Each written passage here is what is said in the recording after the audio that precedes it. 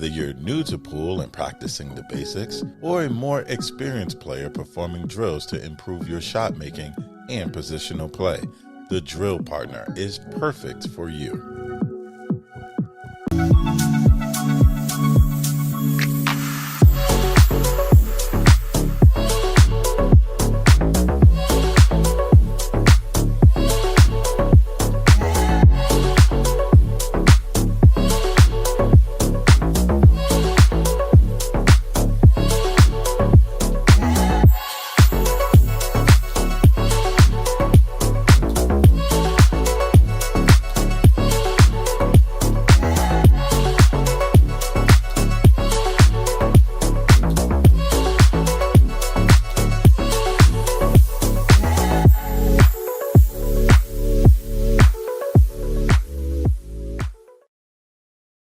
What is going on, everyone? Hopefully, you guys have enjoyed your extended weekend, depending on where you were at. Milo Bell says, "Let's go." I'm pumped for this show, as I always am. But there's a few topics in particular that I like genuinely look forward to, like personally, and this is certainly going to be one of those shows. So we'll bring in Uncle Mike here in a little bit, in about 20-30 minutes or so, and we're going to just talk pool stuff and talk WPBA, talk Derby City, talk that Legends event going on over there in Manila.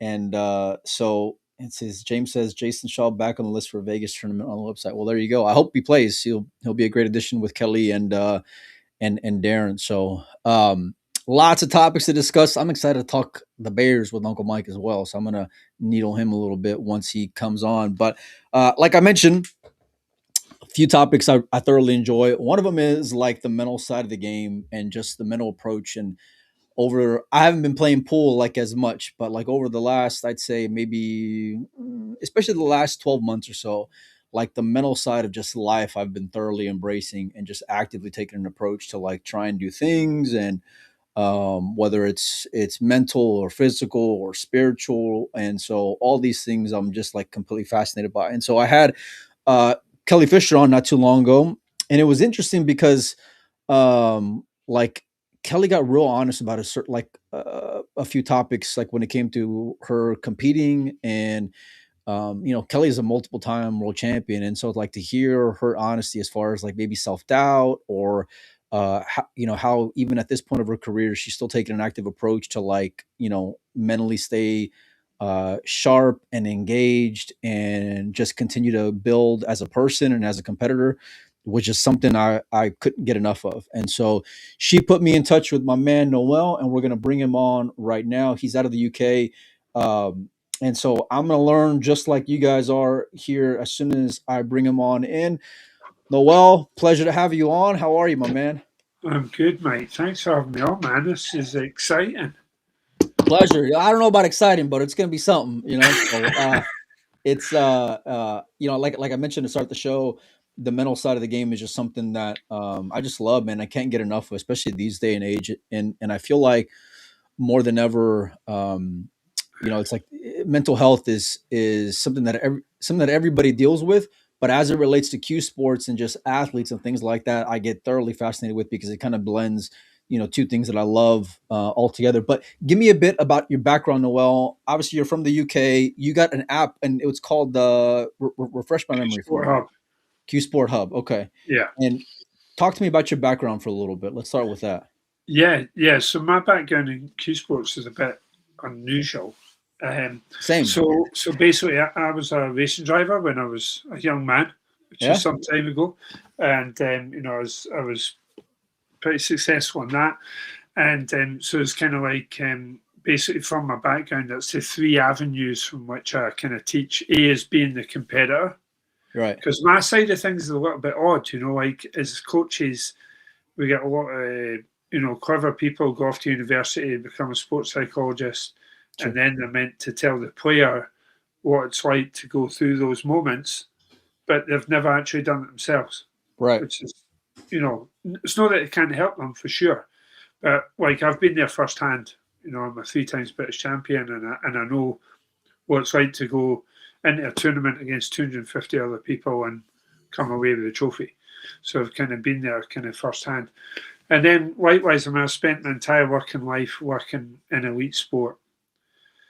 And unfortunately, currently, Q Sports is not there in terms of, elite sports. So basically, all the learnings that I'm kind of passing on is processes that I'm used to in my world, because obviously I work with racing drivers and tour golfers and tennis players and Olympians, and I'm passing those knowledge and processes and applications into the Q Sport world, which I've been in for the last kind of 8 years. And then lastly, I'm a trained mind coach, so it's not sports psychology. It's kind of like a different, softer, easier take on mental performance. So it's kind of from the competitor, from working in elite sport, and being a trained mind coach. That's the kind of three areas I kind of coach from. Yeah, it's interesting because in Q Sports, like especially when it comes to like fans or even like players, and again, Europeans are more the exception, even Asian players, because they're treated more as sport. But like from the American standpoint, there's always this like stigma where the first question they always want to do is like vet you. You know what I mean? Like, hey, well, how good do you play? You know, and they think like your credential into being able to deliver information or maybe give them a fresh perspective or be able to give them tools to further along their careers or their games or personal or whatever. And so, have you had any of those like type of mountains to climb when it comes to dealing with players where they're like, you know what, maybe you're good in your area, but you don't know shit about Q sports. Like you don't Yeah, matter. Yeah, yeah. Yeah, it's interesting because like hands down, Mike, I'm in every building I'm ever in, I'm the worst player there. Right? yeah, same. My highest break in snooker is 9. Right? Just to give people like an idea how bad I am, right? Yeah, I'm an awful player, but I'm not here to teach that. right. I'm here to teach mental and human performance and getting players to be at their best, and that's from all sorts. It's like even working with, you know, world snooker players. I mean, like world snooker is kind of obviously there'll be different opinions, but it's widely regarded as kind of like the Formula One of Q Sports, if you like, right? Sure. And I've worked in world snooker for the last 8 or 9 years, and even there, like I was like astonished at where it was at compared to like tour golf or other much more like well developed sports, like Right. NFL and stuff as well. Obviously, much more professional than Q sports. So it's kind of like passing on those knowledge, that knowledge of process into that. So like even though like working with Kelly Fisher for the last 4 months, I having had the initial kind of chat where I was very confident in what she was doing in her process and how to get the best out of herself, that there was a huge gain to be had. And that's from, like I teach people how to sleep better. I teach people how to hydrate properly, how to food intake, eating and drinking for performance, not because Yeah. they're thirsty or hungry. That's Yeah. a totally different way of being. And the Look, you're getting performance gains you have out of that is enormous. you're getting me really excited because these are all things that I'm actively taking like interest in, especially over the last like year. And sleep has always been something that's been difficult just because of whether it's work stuff or the girls or whatever, Yeah, like in life, and yeah, everyone's got an excuse for it, totally. don't get me Of wrong. course. But Yeah, like diet more important and how that affects your sleep and how yeah, having discipline. And I saw your reel you shared earlier when it comes to the boxing, and I don't even know the boxer who was in it, but I could relate to it because it was talked about the difference between discipline and motivation, and I feel like yeah, that's so vital when it comes to like not even just being a competitor, like just being a human, right? Just like continuing on with life and pushing forward and continuing to set goals. And obviously, this is a show about Q Sports, and when I talked to Kelly, like the show was great, but I remember, and it's in the back of my mind now. But I remember at the time, once we got off the show, we probably spent another good 15 minutes talking more about you and everything that you're doing, and it was a great conversation. I wish we would have had it on camera, but like I love that part of it And it's so great to see champions like Kelly, and it can apply to all ranges of player, there's so many opportunities for you to continue to improve, where it'll just Yeah. continue to elevate you in the best direction possible. Talk to me about that sleeping habit though, Noel, because that's something that, like, I need some tips. I need some help here personally. You know what I mean? Well, like elite sport, sport's really simple. Really, what the box you're trying to tick is you want to arrive at the tournament with an advantage over the other guy. Of course. Right? And when you do that, how can you be nervous? How can you be anxious? How could you be frustrated? It's like, you've got an advantage. And so, like, obviously it's quite an easy box to tick at lower levels, at club level, pool or whatever. But Right. obviously, like for Kelly going into Hayball World Championships, she looks at her competitors and she knows, even in this short time together, she is doing things that make a difference to performance that the other players are not. And therefore, she sat there going, I've got an advantage. Right. Here, So sleeping is just like one part of that, because, like, sports, millions of little things done really well. Yeah. And it's all those little things collectively that are going to go and give you that yeah, extra edge, especially exactly. like in a world like Kelly's. Yeah, exactly. I mean, I've worked with sleep coaches and stuff to learn, and I've, as I say, studied how like astronauts and Olympic athletes and stuff like sleep before tournaments and all that. And there's a process to everything. But generally, like in a shortcutty way, it's like, say your bedtime's 10 o'clock. Right. At 9 o'clock, you would go through and prep your room for sleep. Okay. Right? And your bed, you're there to do one thing in a bed, and that's sleep. You don't watch TV. You don't doom scroll. No. Your bed has one job, and therefore, when you go through an hour before bedtime, you're prepping your bed, your mind is already thinking, oh my God, I can't wait to get in there. Yeah. Can't wait to get in there, right? And you're prepping the room, getting it to the right temperature. So obviously, like here in Scotland, it's pretty cold outside permanently. Houses don't have aircon. I know that's unbelievable for Americans, but we don't have aircon over here. There's no need for that, really. So like we would, you'd want the room really cold. So even in the winter here, I don't know what it is in Fahrenheit, but it's pretty cold anyway. Like the snow and ice outside and stuff, right? So we'll still have the window open to the elements, and so the room's really cold. Yeah.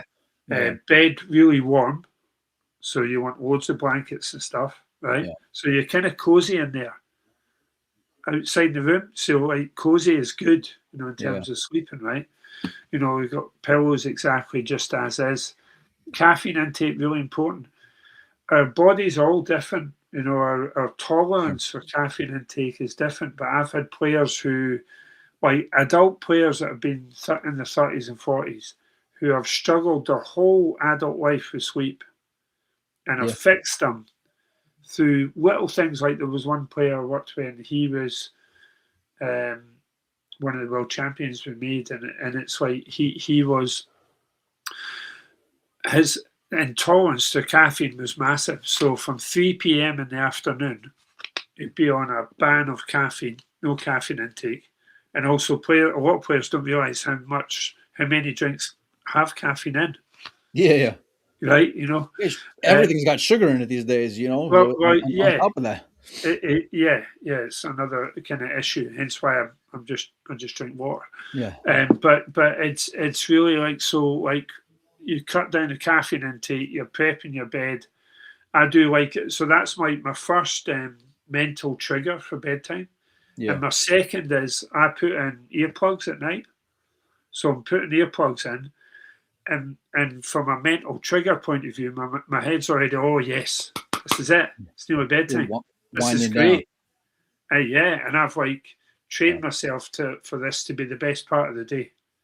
So I go to sleep and bang them out like a light, like every night, regardless. I'm gonna try the earplugs part of it. See, like there's a couple things that I really like to do. One of them is obviously temperature is important, but it's tough for Yeah. me because as much as I love having it cool at night, I don't like having it cold in the morning because then I want to stay in bed and then it's hard to get up because it's Oh, well, so that's cold and just warm. discipline. That's a Yeah, different thing. of course, and then, but like I started doing more things with the girls too to get them more active and things like Yeah. that. So like now, maybe like 8, they'll go to bed about 10 o'clock at night, and I try to keep them accountable in their own right for getting up in the morning, and it's working out great. But before bed, we'll do yoga because I want them to be active, and it's just good to get just some stretching, get some blood flowing. So we'll do about 15 minutes of yoga, me and the girls there in the living room, and then on top of that then we'll go and we'll pray afterwards for a few minutes together, Cool. and then they're winding down like that afterward. But the other thing is, especially when I'm traveling, is I love leaving the windows open because I love waking up with the sun. I love waking up with natural light. I love seeing that first thing in the morning, and I just feel like my energy levels, my body's just so different. Like when I have that versus if it's dark or the blinds are shut or whatever. Yeah, but I mean, like some things are like personal preference, like our clothes and tattoos and stuff like that, right? So a personal preference thing. But there's some other things that are just factual because we're human beings, Right. right? And like factually, as I say, like this is scientifically been proved about the temperature of rooms. It's like really really important. It's a very key thing, and also the room being really dark. That's like quite key. So I have players, for example, traveling with their own pillows off their own bed, and so like they're going to events. So like this happens less in the pool world, but we will sweep for performance. So say like in World Snooker, a player you'll get a slot for a match. It's so much easier than pool. It's so much easier. You've got one match to play in a day, right? And say it's at 7 o'clock for the TV, right? We will sleep, so we hydrate and we eat for performance, but we also sleep for performance. So the player generally, I'll take them out for lunch. Say we're playing at 7 p.m. I'll take them out for lunch. I'll fill them full of carbs for lunch, which is really hard for your body to digest and therefore exhausting to digest. And it puts you Makes like in a sense. sleep coma. Yeah, Then yeah. we'll send them back to the hotel. 1 o'clock in the afternoon, they go to bed. And then they'll wake up at 5 o'clock, they'll have a small amount of food, and bang, they're on it. So like 7 o'clock, we're totally not tired, we're not fatigued. That match might go on till midnight, right? And we've got an advantage over the other player because the other player probably might have travelled, 150, 200 miles in his car that day, and he's been up since 9 a.m. And by the time it gets to midnight and they're playing a decider, that player's been up for 15 hours. So we've got an advantage. But as I say, like, it's just one kind of like small part of things, like the hydrating. I always kind of say to players, you've got 3 jobs to do to play well. This is providing you've slept well and you're not unwell and etc., right? But let's say they were given hydrate, food intake, and then the last one, mindset / how we feel. Right. If you do those 3 things well, you cannot fail but to play well. We're not on about result here, that's an entirely different thing. But in terms of performance, you're putting yourself in a position to perform well. And this is what I've got, Olympic athletes and tour golfers and stuff that, I work with, they're doing this on a daily basis. So applying these methods and everything I've learned in proper elite sport, which Q Sports is not there yet, but it's Right. slowly getting there. The result of that is I'm now sat on, personally, I've helped teams and individuals to 10 world titles, and 7 of those, have been in Q Sports, the snooker or pool ones. What are you telling the players in terms of like, listen, there's even if you're playing to your potential, right? You're eating Yeah. well, you're sleeping well, you're traveling, you get there ahead of time, Yeah. right? You got up in the morning, you exercised, you ate within a decent amount of time. Like you're hitting on all cylinders, but it just doesn't go your way, right? And so like if your measuring stick is, to lift a trophy, right? How do you stay in on where you're still positively going here between the years Yeah. Yeah. Yeah. versus getting down because you're not necessarily maybe seeing the results that you were maybe hoping for, Noel? That's such a good question. That's such a good question, Mike, because you've hit upon something massive here, and it's like as odd as it is, it's like say like after I can't remember which tournament, might have been the Doctor Pool one that Kelly won this year, right? So after she won her semi final, we were chatting, and exactly in this scenario, right? And I just reminded her, right? So what's your job? And before her job was, she would say in that moment, well, to win the final. Right. It's not your job anymore. Your job's process. And every tour golfer, every Olympic athlete, Formula One driver, English Premiership soccer, like the very best elite sports people on the planet are working off a process. I do Yeah. this, and this Right. in this order, and that gets the best out of me. That's my job. Yeah. Not outcome, not results, because they're not in control of the results. Right. Sport will It's be like whatever it'll be. exactly. It's not our remit. Like if you were asking, if you're at a big tournament, you asked everybody that came in the door in the morning, like, what do you want to do today? Well, obviously, I want to win. I want to come away with a Right. trophy. And to me, from what I've learned over these years and 10 world titles later, I've learned that's why not make a process, a goal that you're in control of. Yeah. You're not in control of that because obviously atmospheric conditions, you never built the table, you didn't put the cloth on it, you didn't make Sure. the balls, you didn't make the cues, you might have put your tip on, maybe, but again, all of these things are performance parameters. Atmospheric conditions in the room obviously can cause a kick, whether that ball drops or not, which obviously means you're going to lose that rack, which means you could lose the game. So it's like, and obviously the biggest thing in control of is your opponent. Right. Because if they play the best game of their career, you're getting sent home. Right. And that's all there is to it. And you're not in control of that. But obviously, it's exactly the same for them. My player could play the best game of their career and they're going to get sent home. But it's like it's all about process. And you do the things that make it its best. Now, the constants, because we're all humans, is this stuff and your food intake. Yeah. So that's a constant because we're human beings. The last bit, getting them in the right mindset, feelings, emotions, that's obviously entirely different because we're all different people. Right. So the answers that work for Kelly might not work for Stephen Ellis, world number 2 in Hayball right now, that I work Sure. with, wouldn't work for him. Yeah. Yeah. Because we're all different people.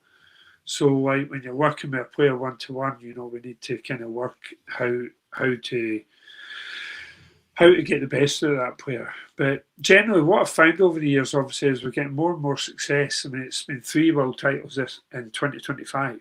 That's awesome, man. Alone, 2 European titles.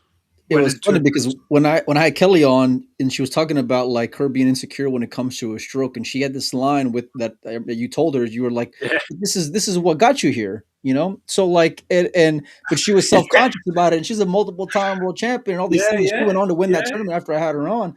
Exactly. But it was so like we put athletes on like a bit of a pedestal, right? In Q sports, maybe not so much because they're not thought of in the same light. But like if you're a real, if you're a diehard, right, you do. And so to see that human aspect of Kelly was really telling, But I think it's something that all these guys and girls go through. But you're right though, and that's something that I learned when it comes to teaching in general. It's like there's no one size fits all here because everyone's everyone reacts differently. Everybody learns differently. Everyone needs something different from coach or trainer or whatever. Yeah, yeah, exactly. But like, really, go back to your initial question. Basically, we're not about outcome; we're about process. Outcome is i.e. the results. So as weird as it sounds, yes, we're winning world titles, but the players I work with, their aim was not to win the world title. It's cause and effect.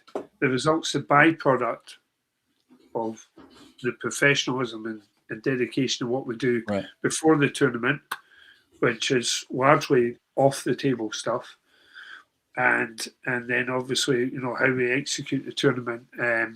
But as I say, it's kind of quite a small thing, but it's really like I've had as obviously we're getting more and more successful, we're getting more and more requests for people to work with me, but obviously in Q Sports, especially in the lower levels, it's quite expensive for players to go in tournaments.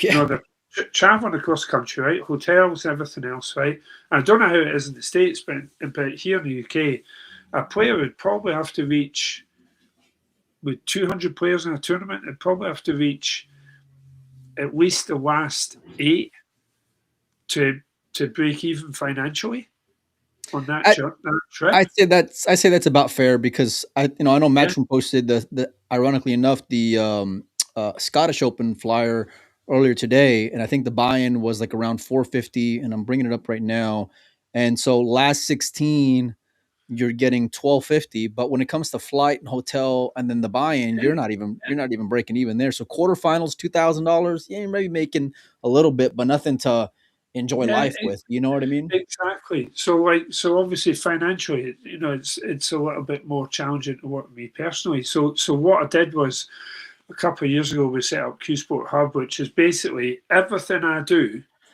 It's exactly like this, like I'm seeing on this screen here. Yeah. Exactly like this. So it's just me teaching from this very chair on video based of everything that I do, from mindset to teaching players how to practice better, sleeping, hydration, food intake, and everything that we do is kind of done like that. And I do kind of like monthly updates, but there's over kind of 10 hours of content on there, and we make it super accessible for players. So in the States, I think it's $13.99 a month.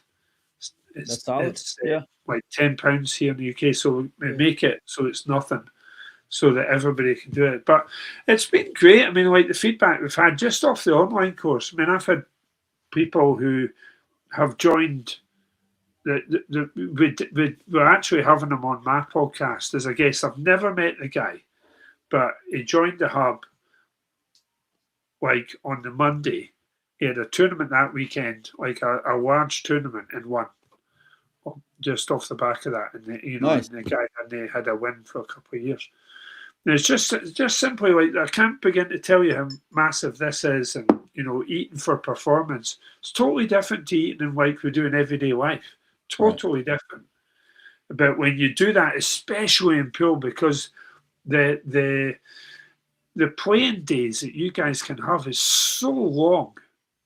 It's so long, and you're absolutely exhausted. It's No so wonder. yeah, and it's so emotional, like the roller coaster. On top of that, Yeah, yeah, you're 1 minute you're high, 1 minute you're low, and then totally.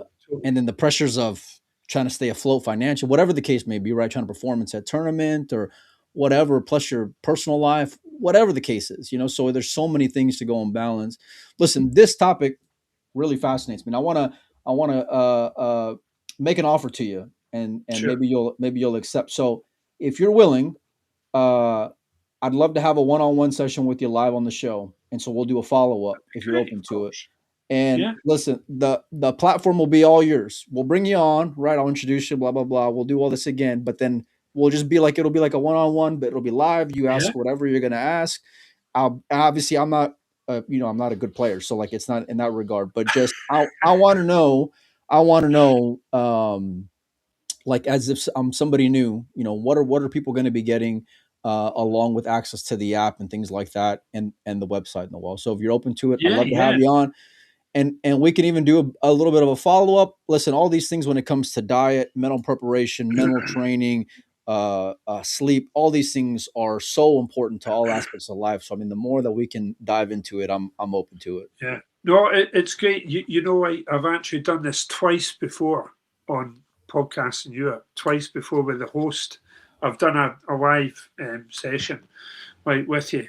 But what I want is like an agreement that it's like you're not going to send me any information about yourself. I want to do this blind.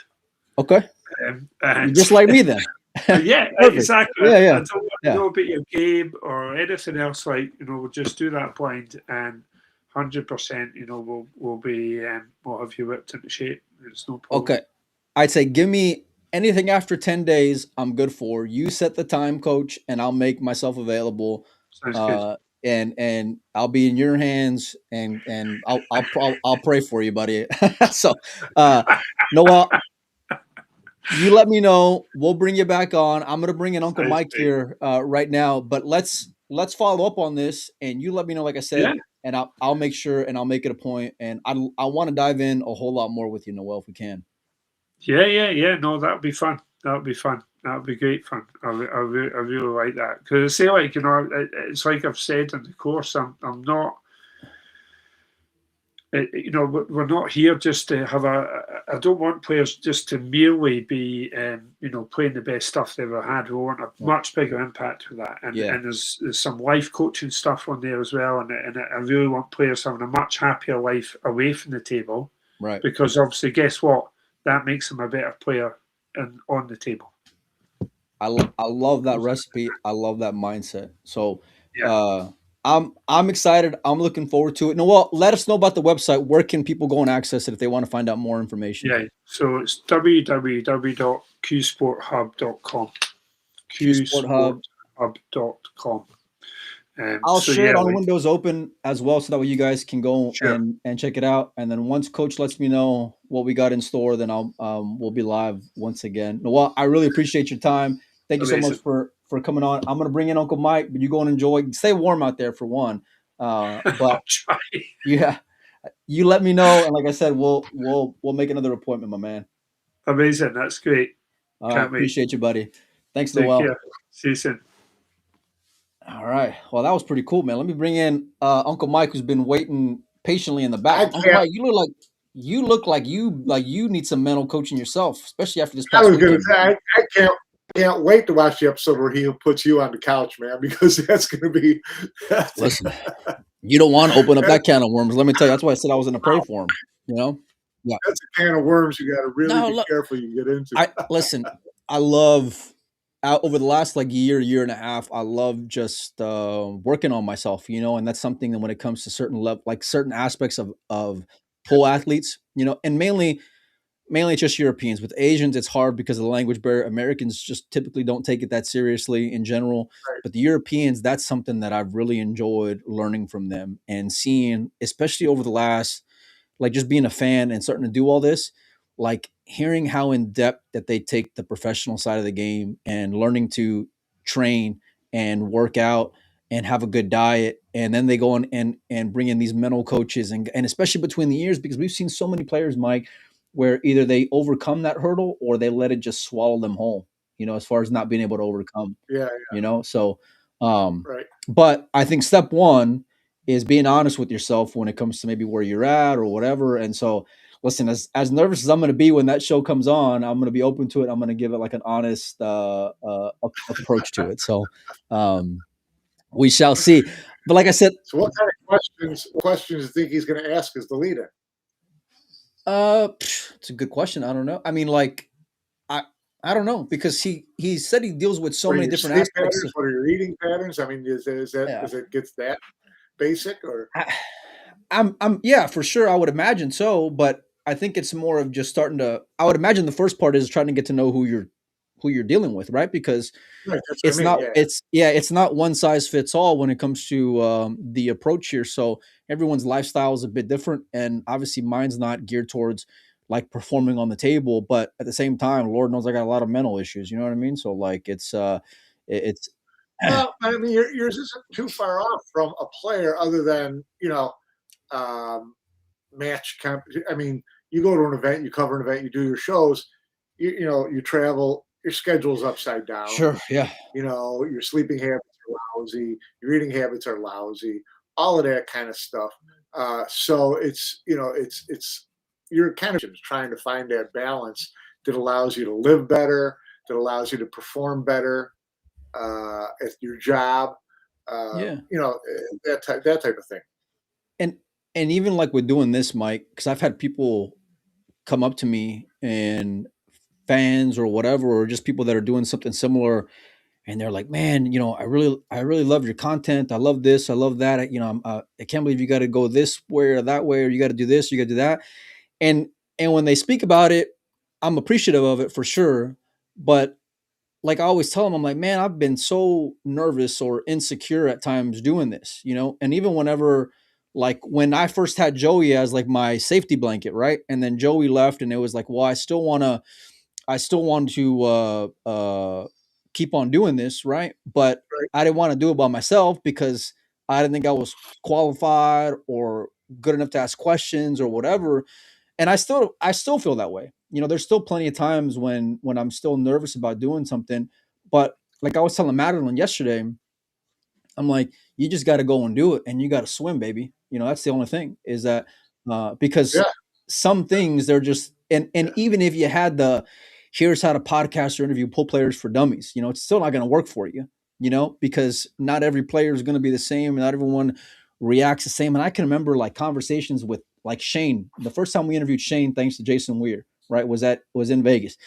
And you know Shane, man, you know, he's great once you get him comfortable. But at the beginning, especially Yeah. live on the Pull 'em out. mic, Yeah. yeah, you know, and so and I remember being so like thrilled going into it, but then scared to death as it was happening because he wasn't vibing the way that I was hoping he would. Yeah, it's kind of there's this fine line between insecurity and Yeah. nervousness. You know, it's good to have in any kind of, you know, if you treat your job like a competition, it's no different than anything else. Right. It's in certain situations, certain things you're not comfortable, but there's a difference between that and just panicking and being totally insecure about your ability to Oh, do something. So yeah, you do got to jump into deep end or just say, you know what, it's go time. I got to just do this. You know, and we'll kind of figure it out along the way. You know, we've all done that plenty of times. I told this story a few times in the show, but it's been a little bit. But I remember the first time getting Emily on, and it was kind of like similar circumstances where like I wasn't necessarily in her best favor, right, over the years. And I remember we get her on the show. Yeah, right. It's come full circle for sure. But I remember like the first time getting her on, and we had like the pregame right before we hit live, and it was I don't remember if you were on that show or not, Mike, but I know for sure it was me and Joey. And anyway, we got her in the green room and we're just cutting up. And I'm like, you know, I'm still a nobody, but I was even more of a nobody then than I am now, you know? And so, but we're literally, we're about to hit the go button, you know? And she goes, Molina Mike, aren't you that one who talks shit about us all the time? And I was like, well, here's the thing, you know? And so, and then it was like live, 3, 2, 1. Said, yeah. You should have just said, lady, shouldn't you know that before we get on the show? It was just like before we hit the live button. You get like intimidated because like you're in awe of these people, and there's a certain like fundamental level of respect, right? And it may not always come across that way because you have opinions about people, whatever. But fundamentally, I do. And but you're still just like they're still human in terms of competing out there.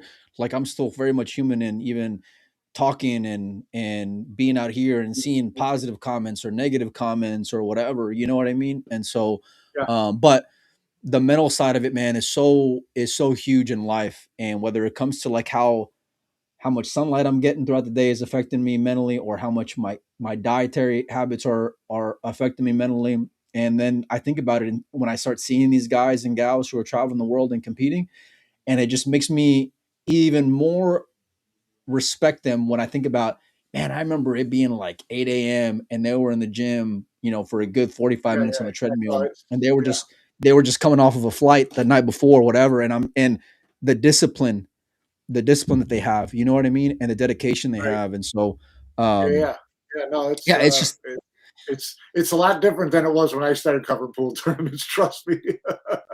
Well, yeah, because the guys would. Any hotel I went into with a fitness center was like, yeah, you could go in and dust the equipment and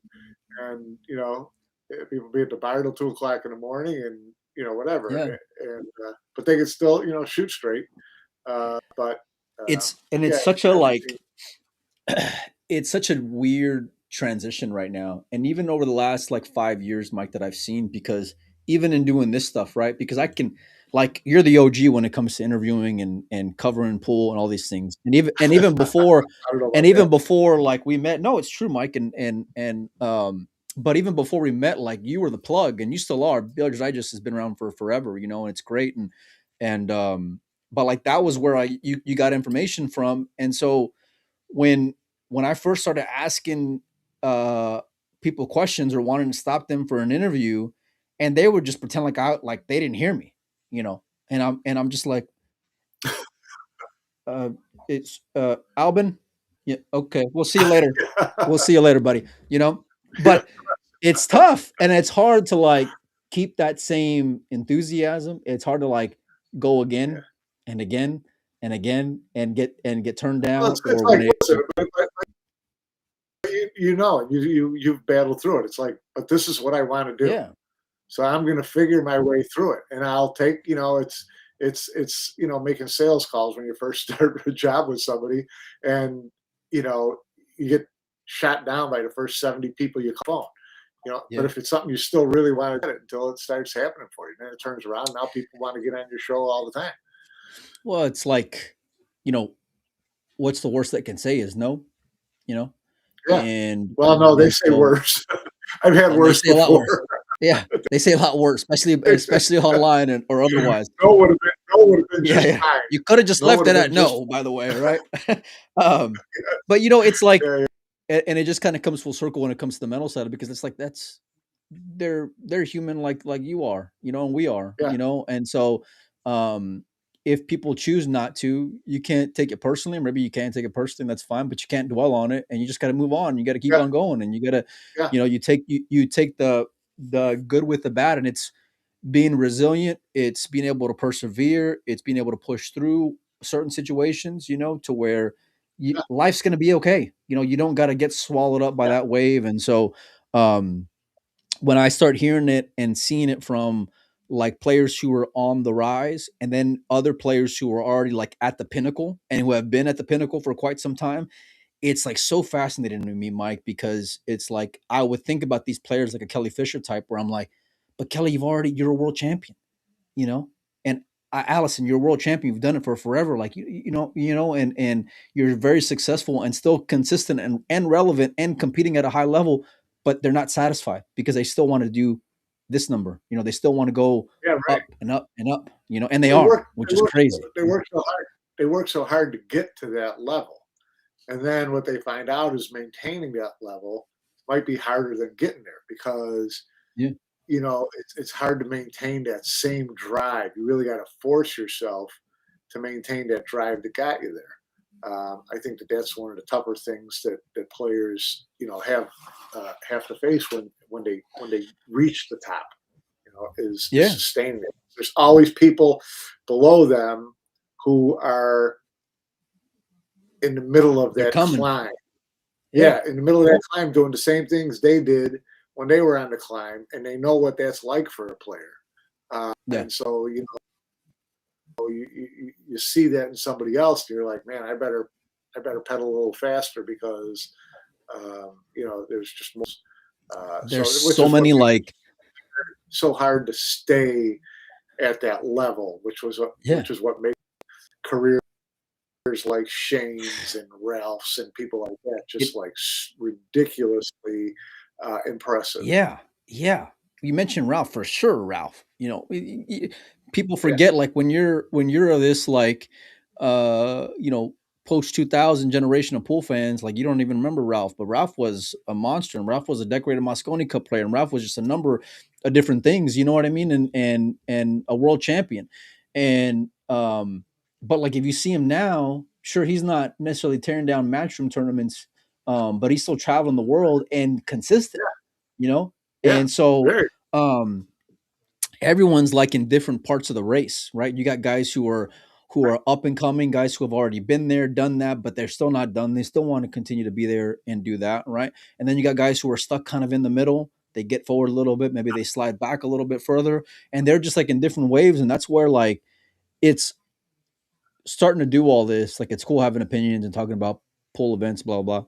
But like I love hearing the stories from the players, because that's the part that always got me more intrigued than anything, Mike, is like, and when you get a guy like Shane to open up, then he tells you about his childhood and what that was like Yeah, and the right, struggles right. how he had to overcome there. But like if I don't persevere and keep on asking these damn questions and annoying him, way back when, never get to that point where he's comfortable with me. And the same goes with Right. any other player that you pissed off or not pissed off or whatever. And so, being able to like barrel through is a really cool thing. It's frustrating at times, but it's a really great thing once you do it. And I try Yeah, it is. telling that to the girls, Mike, especially because like I told Madeline yesterday when we were shopping, it was like, man, you can do whatever you want to do. It's just a matter of how bad do you want it, baby. It's it. Yeah. Just, and it comes with sacrifice and dedication and discipline, but it's all yours. It's all yours to be had or to let go, whatever it is you decide to do. And so seeing it like translate the sport and Q sports in particular, because that's what we're fans of. It's just a really cool thing. So, but Mike, like I said, I started the show talking about the mental stuff with Noel, and I want to ask you, mentally, how are you hanging in there, pal? Because I saw the Bears game this weekend, and you know, it was Listen, I had no problem with it. I was bummed. I mean, because they had a chance to win, but it took a miracle to get a chance to win. So, yeah, listen, they did. As a Bear fan who's been watching, just terrible draft picks and terrible coaches for years. sure, Finally, see a team where you're like, you know what, this is different.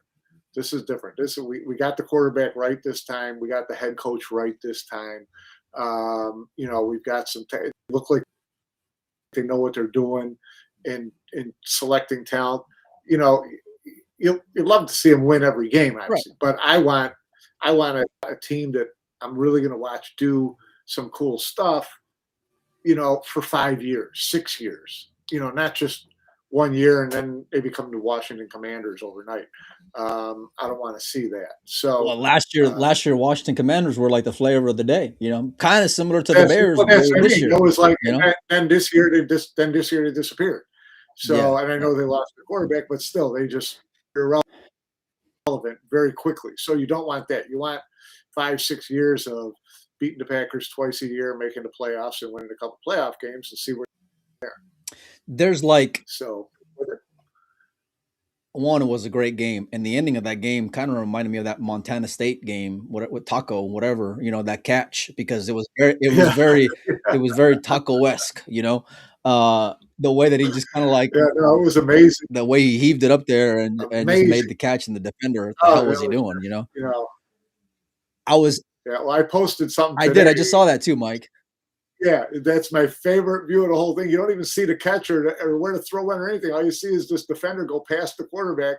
And because he was facing that way, he just stood there and looked up at the Jumbotron at the other end of the field, saw the Bears guy catch the ball and just like dropped his head. That was classic.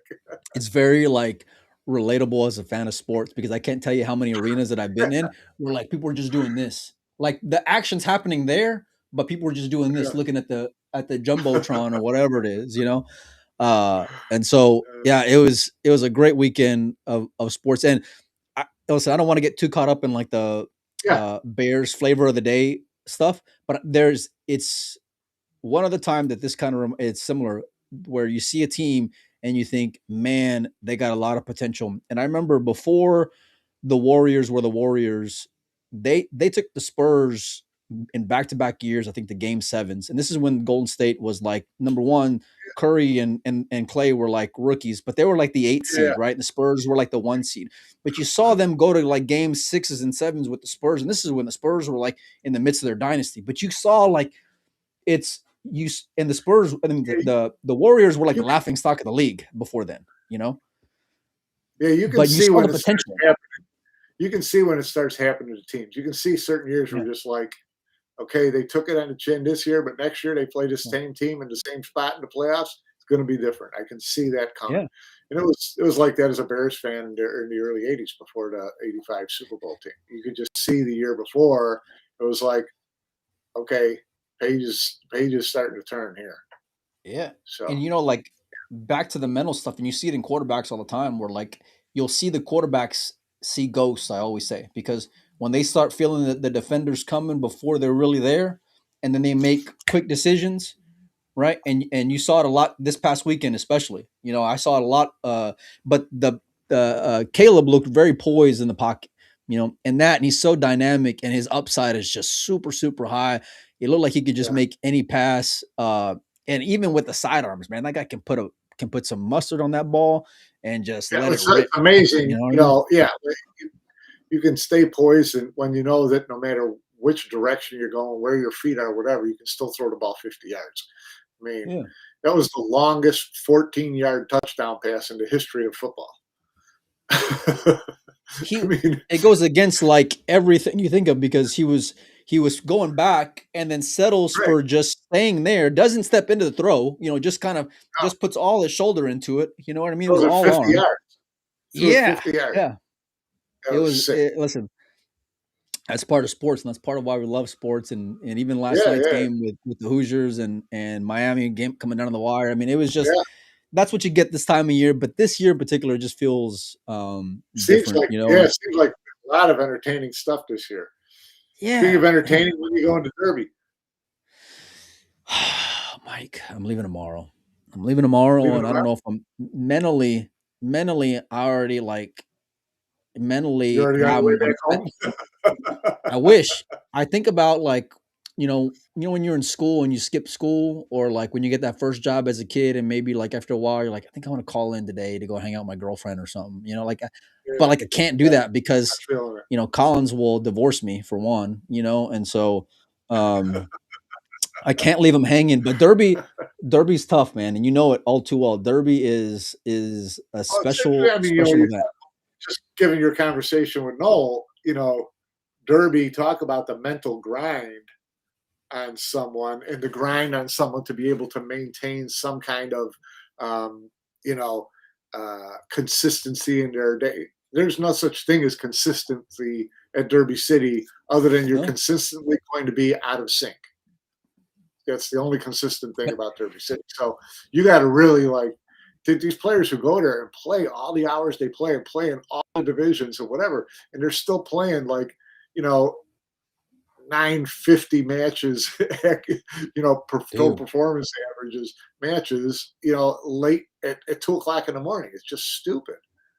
I'm not even joking, Mike. I've been there in the main room at Derby City at 2:30 in the morning and seen Jason walk in, just woke up, going to go play a 3:00 match or something. And this is 3 a.m., not p.m., 3 a.m. match. Okay. And, but like you want to talk about just the mental grind that'll have on you. Like you gotta be like, either you gotta have a few screws loose, which is just a given. But if you're gonna really be like these elite guys are, right? The Fillers, the Shaws, the Fetters of the world, like you got to really be just tough between the ears, because one, there's no rhyme or reason when it comes to schedule. There's no rhyme or reason when it comes to your ability to have a diet. You're stuck inside that morgue, which is Caesars, Indiana, right? It's you walk out. The food is horrible. The food court's terrible. When you do eat, the food's horrible. No, it's like one of those reality shows, Lost or whatever, where they throw them on an island with no food. And it's the same thing. Derby's the same thing. It should just be a reality show.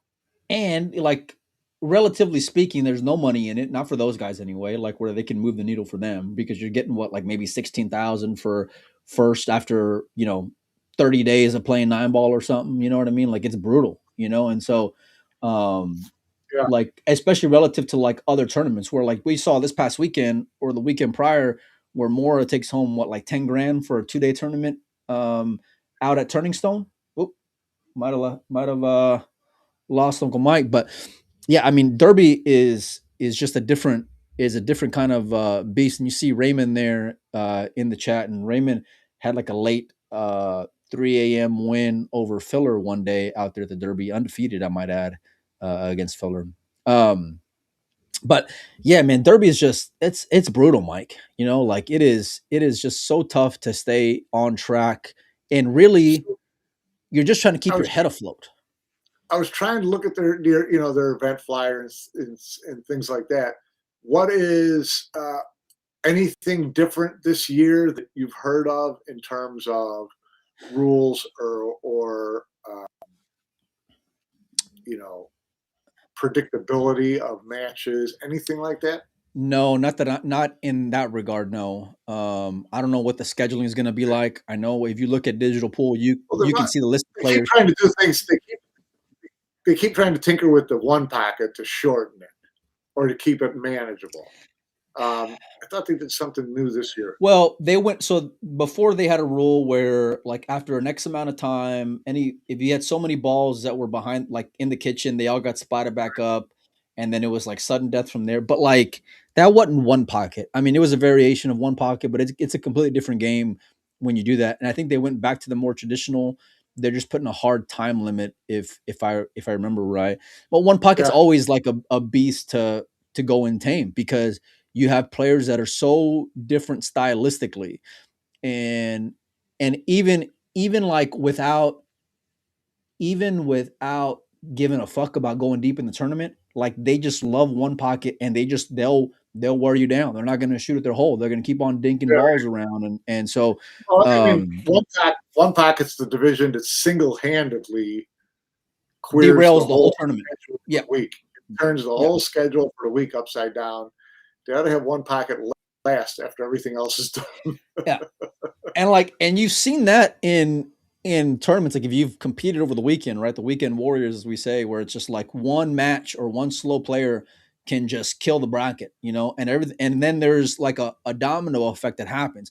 Well, imagine that, but over like 50 tables, you know what I mean? Where it's like all these players plus the derby thing where they redraw every round because of the buybacks. So the entire round is sitting around waiting for 4 hours because these two guys are playing a 6-hour one pocket. Yeah. And especially they can't draw the winner in the spot until it's over. Look, as it gets down to like the nitty gritty of it, because I can remember the last time I was there, Vitali was that guy where great player, monster talent, slow as fucking paint dry, and he was like in the final 4, I think, ish, something like that. Maybe final 3. The last year I was there, but it was like, and listen, he's a great talent. He was going for a title. I get all those things, right? But like, he was slow. He's slow in general. But then when you put on the pressure of like, now you can see the finish line, then it's like a certain different level of care and precaution and decisions. And Europeans in general all like are just deliberate's not even the word, Mike. You know what I mean? Like they play slow. And I think that it's an issue for the fans that are digesting it, but I completely get why they go and do it, because they're grinding, right? And they worked hard to get to that spot, and so but it's such a balancing act. And especially when you think about the 2 a.m., 3 a.m., 4 a.m. matches, like it's rough, and it's rough to keep up with, you know what I mean? And so, but I think like the one thing Derby's done great over the last couple of years is they added the Sunday, because before it would always carry over from Saturday night. So now they have Championship Sunday, which is cool because you can go and enjoy all the finals of all the disciplines, minus the bank ring game and minus the Bigfoot. But the 9-ball, one pocket, and banks will all be played on Championship Sunday, as they dubbed, which is great, and it'll be at reasonable times and for fans all across the world to be able to enjoy. And that extra day is so massive, Mike. I mean, because the event it's already tough if everything went perfect. And of course it never goes perfect. And so that extra day is just, is the nuts, man, Raymond says Sergio's playing well. Beware the grind. Yeah, and there's a lot of players that are like that, you know. And then there's the other side of the coin, where like you'll get to see like really great things at Derby. You'll get to see Filler beat Evan Yeah. Lunda in 12 minutes playing the race 3 in one Yeah, pocket. yeah, right. Like you'll get to see Efren go on a miracle run at Derby City in one pocket, which he won't be there. But it's like you get these like. I remember seeing Tony lift his first banner, which is cool, because I know how much that meant to Tony, and you get to see like some really great, you get to see the heartbreak of like Justin Hall, losing out in another finals, which sucks, but it was like, it can be poetic at times. And like there's always these little spots that are awesome within Derby. It's the other 23 hours that you're up throughout the day trying to like take it all in. You know what I mean? Like it's so, I don't know how the players do it, Mike, because between like, you're really you're not there to make money in the tournament, really, because at Derby, if you're a professional player or even a semi-professional player, you're there to make a score, And so, but the scores happen in the evening, but then the tournament will start at 9 a.m. Matches will be called at 9 a.m., and so like it's so hard to balance, and We've then seen just plenty of insane. players. Seen plenty of players over the years bail on their tournament match because they were in action, and the action was worth more money. So, oh yeah, I've seen that over the years. So, and this is where like I'm curious because one, I've seen the player field and it's not nearly as deep at like on the like name marquee players as it was over the years. But I also noticed that I don't see a WNT logo splashed on their banners either. So I'm curious as to what happened there. And I don't know if you got any insight on that, Mike, but no, I don't. I don't. No, because I know the last few years it has been a WNT tournament. Now I know the break was a little bit different, right? Because it was not the same box. Well, I don't think they've been like turning down tournaments because of specific rules like the break pattern or the races or. Well, I know they looked the other way before, but I think they wanted everyone at least to be on the same page. At least that's how it was a couple of years ago. And I know it's changing, daily. Yeah, but, no, they kept talking about that, but I don't think they've gotten to that point yet where they're starting to impose their will on the way people run to tournaments. But it's it's just such a different tournament to start with. It is, and that's where like not enough players. Well, I think like Derby's one of the events where Derby is something special, but it's not as special because we're all overwhelmed with pool right now.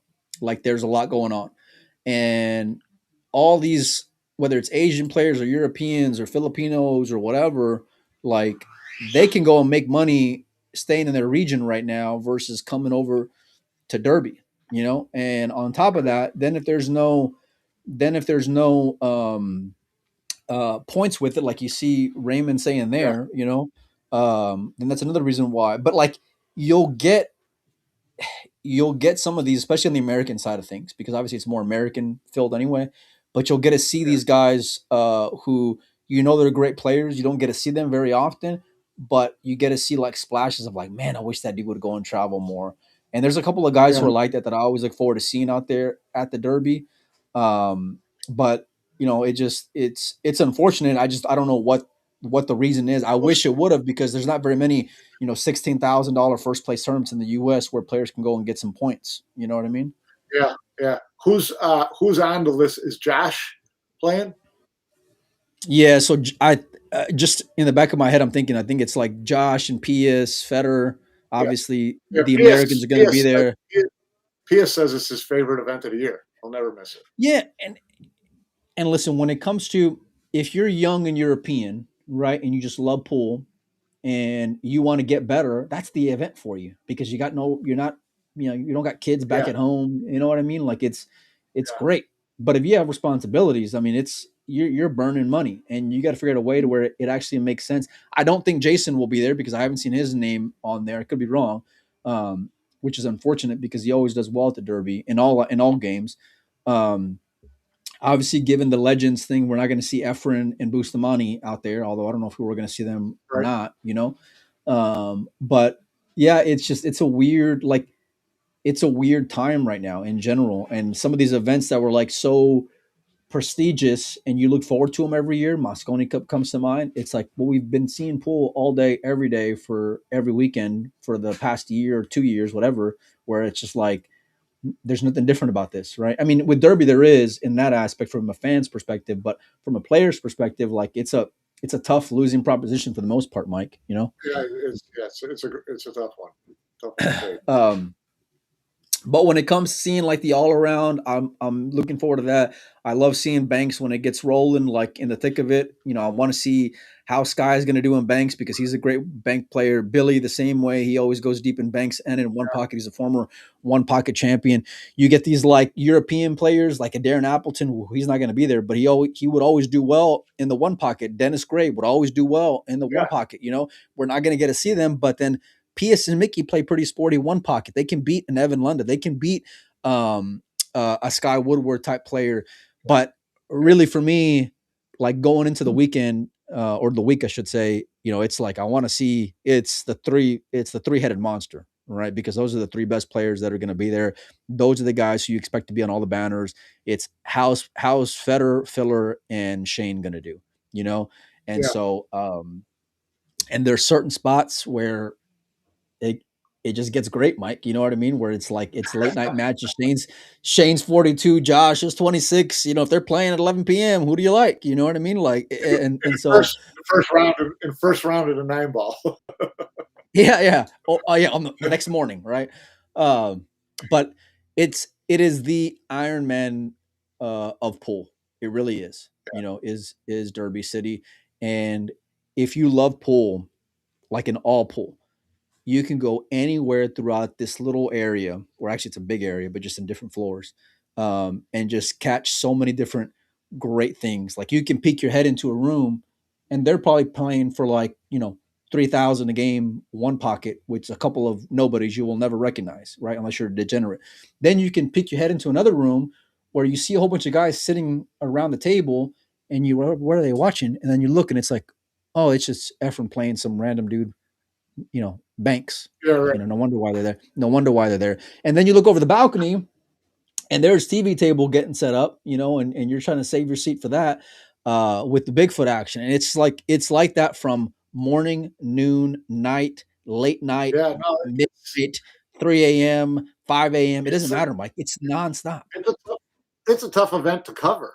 I mean, when I've been down there, it's just there's too much going on. And you're like, you're trying to create stories, find stories, whatever, and there's a million of them there. It's just trying to get your arms around to make them make sense.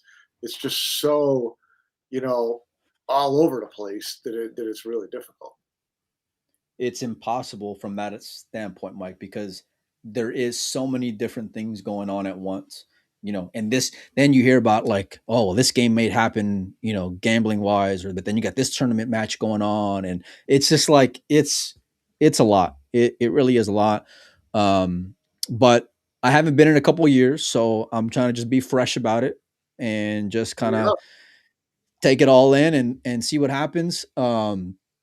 But I'm excited to see how those three guys go and do in particular. I want to see what other Americans go and show up. The one pocket obviously is close and near and dear to my heart, so I want to watch that. But I'm going to be out there with Collins. We're going to be streaming a couple of tables, I think, or at least one table, something, I don't know. And then I'm going to be doing my thing out there.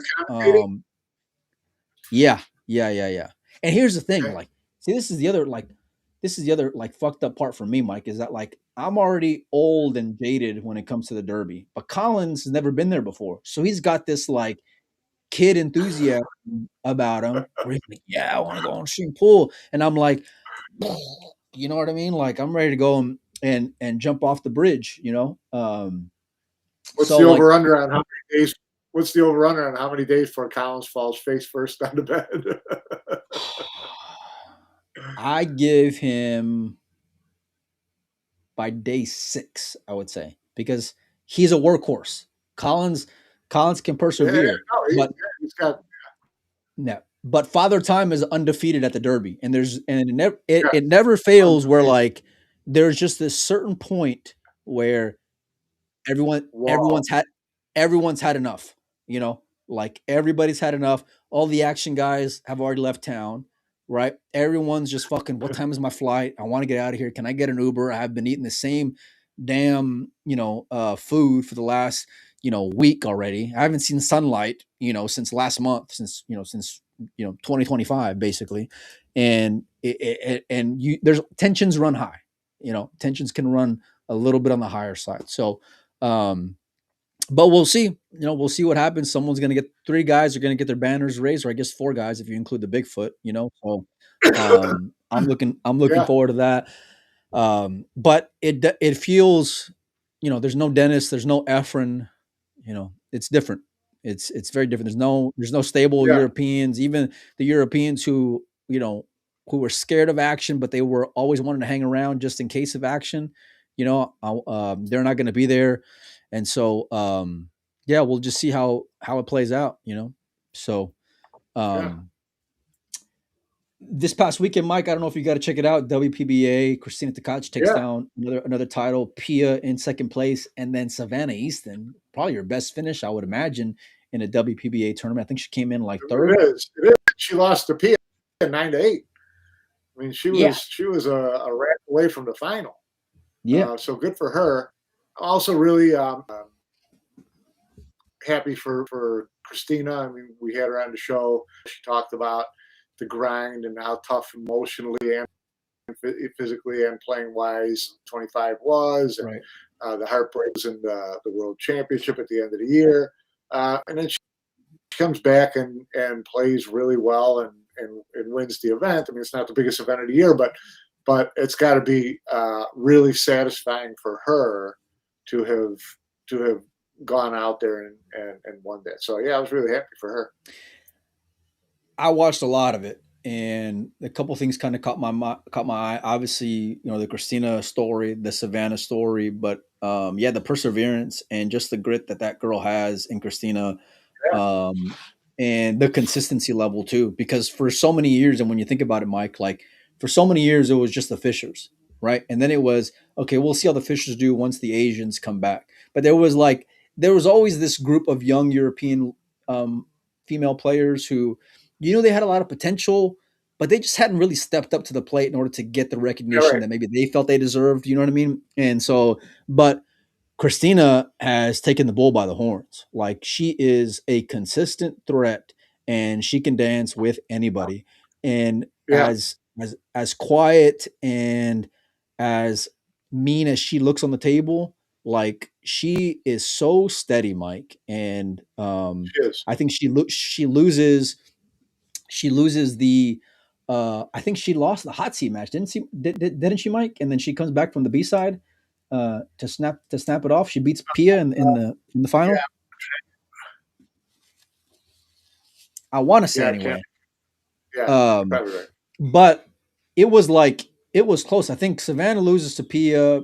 Pia then beats Christina. Christina's and Savannah are both on the 1-loss side. But it was like you still had a bunch of monsters out there. Slateva was still there as usual. Yulil, who's been doing great. There's a lot of girls who've been playing solid. But even Pia for that matter, because while she didn't win the event, her consistency level, like in the women's side of the game in general, has been solid, man. Yeah, she's getting there. She's getting to the point where you kind of expect Final Four out of her. Sure. So good for her. I mean, she's worked hard at her game, that's for sure. Well, and then you got that little girl from Las Vegas, and she ain't so little anymore, and it's been really cool as a fan and someone who's been watching her for the last, like, whatever, it's been 4 or 5 years now, since the South Point, go and compete. Like, I hate to, like, prematurely go and crown players, especially when they don't have accomplishments yet. Like, the way they go and talk about AJ being a world champion, it's like, okay, relax, But, and it's not to say that he can't do it, because certainly he can, right? But everything's got to be perfect. But you start seeing players who, they take tough losses on the chin over and over and over again, but they keep coming. they keep coming, and then they get one decent win, then they get two decent wins, then they get and you just start see them where once they can get through that door, Mike, like the floodgates can open, and I really feel like that's what she's got written on her in Savannah. But here's the crazy thing: we've seen the progression. We've seen her, you know, inch up, and lose those heartbreakers. I mean, she lost it was like a couple tournaments in a row. She's lost a heartbreaker to Pia, who she's really tight with. And it's like, okay, you just got to get, you know, next time get over that hump. Whatever. She's 16. You know how many players we've talked about? They were in their late 20s, early 30s, and you're like, they're right there. They're getting close. They got to get, once they get over the hump, the floodgates open. If the floodgates open for this girl when she's 17, it's going to be a long way. It's going to be a long wait for other people to start beating her down. I think I think at worst, she's a top 2 or 3 American currently. In my opinion anyway. And it's not even like, okay, look, you transition at a certain point from being like a cute kid to follow, right? That like people are like heartwarm, like their hearts warm about the story, right? But then you transition into being like this fierce competitor, which she is. And now I think she's not slowly, but she's been doing it for a long time, but she's coming into her own where I think she's got title written all over her here in the near future. And the other part of it that makes her completely different than other players is that because she's been like playing all over the world and streaming her matches everywhere, it's like she's had a lot of public heartbreak in that aspect, which a lot of players can't overcome, Mike, you know, and she's already very well seasoned in that regard. Yeah, nothing going to surprise her at this point. Between the travel and the times and match times and intensity of matches and the players that she plays, you know, nothing's really going to surprise her. You know, so we'll see. She's getting there. And that's something, Mike, that like we've seen top guys, and going back to like the mental side that we talked about with Noel. It's like, man, you see guys were like they got a lot of potential, they got a lot of promise, but when they get on TV table, they're a completely different player, Mike. Like they are like a deer in headlights, you know. That young lady has been playing on TV table and has had some really heartbreaking losses. The Kelly one comes to mind a couple of years or like a year ago, whatever it was. I remember seeing her years ago lose to Jasmine on an outside table, all these things. But like, because she's already been there, even players who are maybe older, but they don't have that experience or they're not as mentally seasoned like that, you know, or they don't get the showcase or the spotlight or whatever. It's like, man, and listen, personally, I think the role of the Eastons, you know that, as do you. But when it comes to her game, like Raymond says there, Savannah is not gonna be a problem. She's already a problem for a lot of players, you know. And but she looked like she had this different level of confidence playing in these matches where she didn't look like she was behind anybody's shadow. You know, it's experience and it's learning how to handle those heartbreaks and come back stronger and all those type of things. It's tough for a 14, 15-year-old kid to understand and learn and really grow from, but she's getting there. You know, some say she's turning 16 in February. Shit, Katie barred the door because she's coming through soon. Yeah, it is difficult to do, but then it's like, it just reminds me of like years ago when Christina loses that heartbreaking match to Allison in the to win to the World 9-Ball Championship. I mean, it was a tough loss. Like, you know, and at the time you think, man, is she going to be able to bounce back? And clearly she has, because she's, you know, a world champion since, right? But that's a part of the journey. And it's one thing to go and say like all the right things, like, oh, it's a part of the process, or it's part of this, or I'm learning, I'm getting seasoned, blah blah blah. But like when you go and apply it, and you start seeing these players who like transition, it's something very special to watch, Mike, you know? Yeah, we've seen the ones who haven't. You know, we've seen the ones who just, it was kind of like one and done. You know, you had your shot, you missed it, and you just never got that back again. So, you know, and I look at someone like Sophia Mass. She's not I think one of the only things that separates her from Savannah is she doesn't have that experience that Savannah has of 2 years plus already grinding out every tournament all around the world with the same top players. But Sophia's got a ton of talent too. Those two girls, if Sophia decided, I'm not as interested in college as I thought I was, and I'm going to stay with pool full time, they could both be a problem for a lot of people for a long time to come. Listen, it is Americans are usually the laughing stock when it comes to Q sports in the world. Those and there's a lot of juniors in particular. Sophia's a world champion now. A world champion now. They changed that mentality. The two of them together changed that mentality. Yeah, and they put some respect back on the on the red, white, and blue, Mike, which is great. But it's not that flash in the pan style. It's that traveling. It's the doing this and that, and so to see them both kind of do so well, paying their dues, man. And I'm not gonna say any names, but there's a lot of players who you see them with potential who just you're like you kind of forget about them after a while because it's like, man, we thought you were going to win a major or you're going to do this, you're going to do that, and you haven't, and then you just kind of disappear into this like abyss of players, and there's so many of them that are like that. There are a lot of. I think a lot of them get to that point where it's like, okay, what the ROI on me continuing at the pace I'm going and the devotion, the commitment that I have. And once you lose that commitment, that real commitment in your head, even a little bit, you're done. Oh yeah. Yeah. Because everything's got to be perfect in order for you to have a chance to win. And the second you are even a little bit, of course, everything's got to roll right for the top players to win.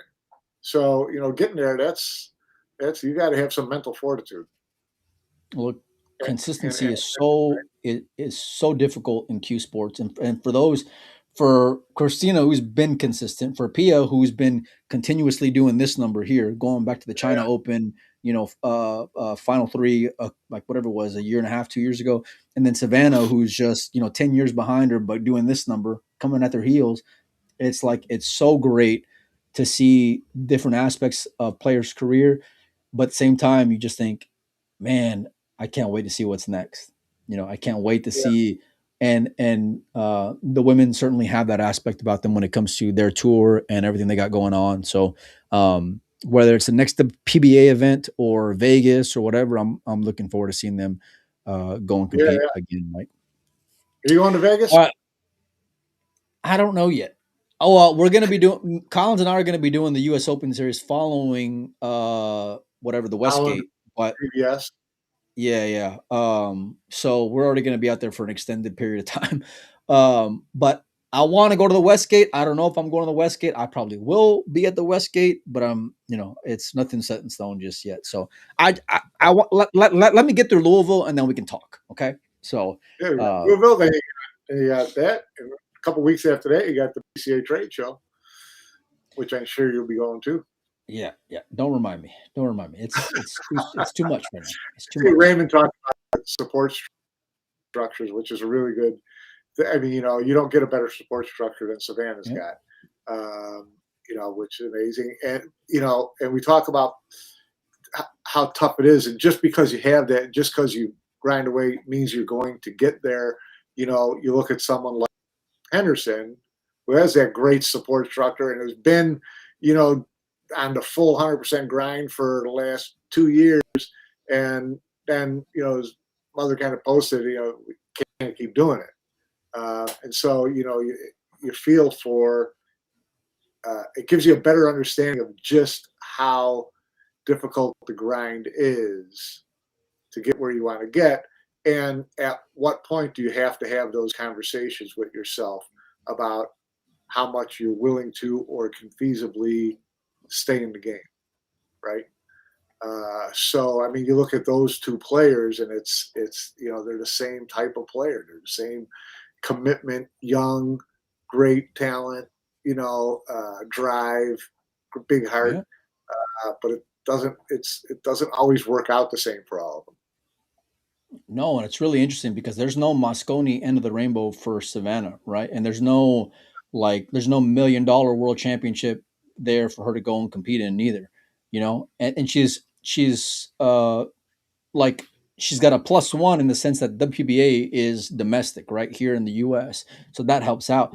Yeah. But like I'm sure you can go and compare like what the cost is versus the return, and that structure and support is so vital. But like you said, at a certain point, Mike, you got to have a come to Jesus moment whether it's going to make sense or Yeah. it's not, Yeah. you know. And so, but a lot of great stories, a lot of great kids to root for, Sam as well, of course. So, anyhow, Mike, we're running a little long in the tooth here, so I'm gonna let you go because I gotta go get Madeline here in just a minute. So. We didn't even get the chance to talk about the Legends in Manila. 6 race to 11 alternate break. You got 5 match. minutes, or you got to run? No, I got 5 minutes. Mike, I can't 30. I can't talk about that in 5 minutes. Mike, it's $30 for 6 matches. Mike, $30 for 6 matches. Yeah. I mean, that's on the WTNT platform that you've already paid for the whole year on top of it. So $30 for. Look, if I was in Manila, I don't know if I would go watch that for free. You know what I mean? Like if I was already hanging out in the neighborhood, you know what I'm saying? Thank God it's at the Gateway Mall, because if they were charging for people to walk in the door, you know, Efren, you know, the janitor might be racking the balls. Okay, let me ask you this. Obviously, we all want Efren to win. Who do you think is going to win, though? I don't know. My money's on Ralph. Mine too. All right. We'll see all y'all a little later.